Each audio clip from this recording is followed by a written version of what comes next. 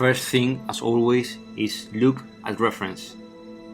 Try to understand how the hair works, all the volumes, all the curves, and how the light rebounds in that curves.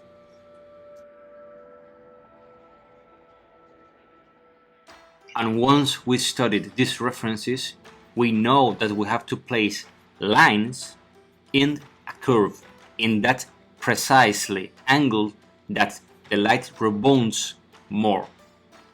Try to study all the lines of the hairs, of the curves, and get a color. This is like a type of orangey ochre color, and do lines, stripes. The clue here is to get these lines that starts and ends in points. Do sharp lines and place them in the correct area. You have to let like a little lines of the base tone of the hair, is like this brownish orangey tone, that lets them come through a bit the shines you're painting. The most common mistake in this step is doing lines that aren't sharp. This means, for example, a line that starts maybe with a square or a circle, not with a sharp point. And this is the clue here, to place them well and to do the correct shape. Now, the next step is to get a bit more white and yellow to our ochre color and start placing highlights inside the previous shines we paint with the same theory. Sharp arrows, lines, and correct shape, correct position.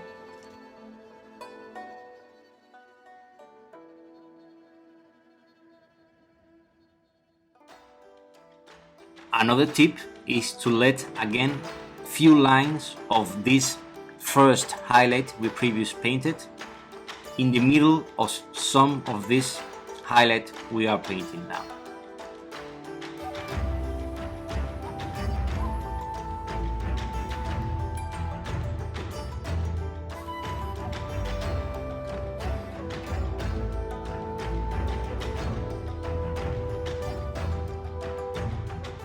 We have this. Now the next step is to get a dark color. This is black with a bit of brown, and start doing the lines, those black or dark lines that's going through some parts of the hairs, that's dividing maybe the light or dividing a shadow, mostly focused in the deepest parts of the hair. And slowly, hair by hair, you do the lines from the top to the bottom. Once we have clear ideas of what we want, we can go through the other parts of the hair with the same process. First a base, try to focus in the curved parts, the angles, and then go with the same steps. Why I do first that front part of the hair?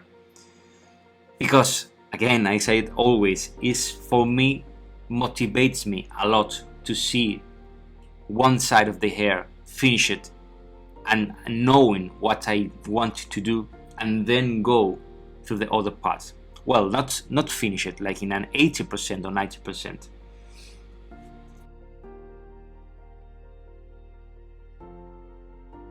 Now we stop, we analyze.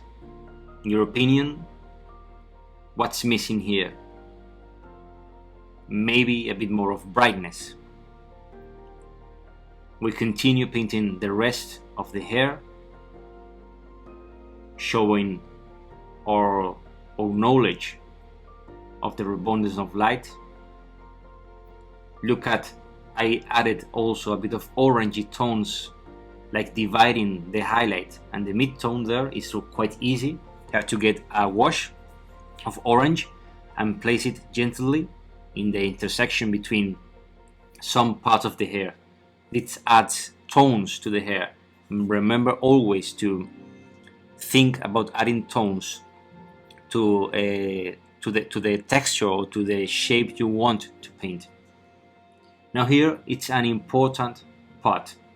we not only have to paint the hairs in the most exposed part of the individual lines, we have to paint it in the type of intersection between those lines. If you see the sculpt, you see that all the hairs are divided. Well, in that line division, you have to paint a tiny hair, a tiny line, like in this case, sorry about the zoom, because this adds, like in this case, you see just in the line that's dividing the two hairs, there goes a tiny line of highlight. Why? Because this adds realism.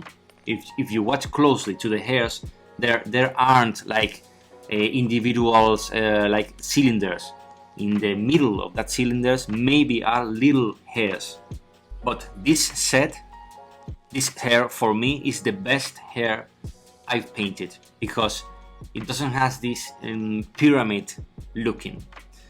Now, again, to add more realism, get the base tone of the hair, this brownish touch, and place some little hairs that's going through the skin a bit in the forehead. We know this because I watched a lot of references.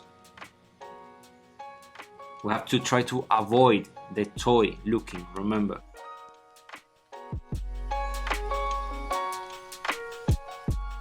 And we also do the same in skin tone.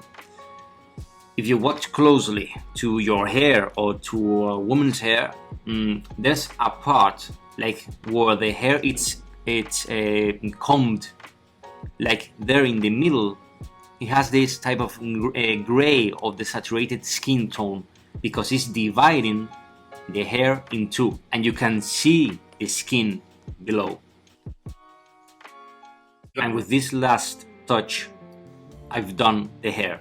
Maybe it's a bit plain, but this is okay, because when we finish the whole skin, we can get again a bit more of highlight and correct this. Now the next video we will finish all the body with all the rebondings.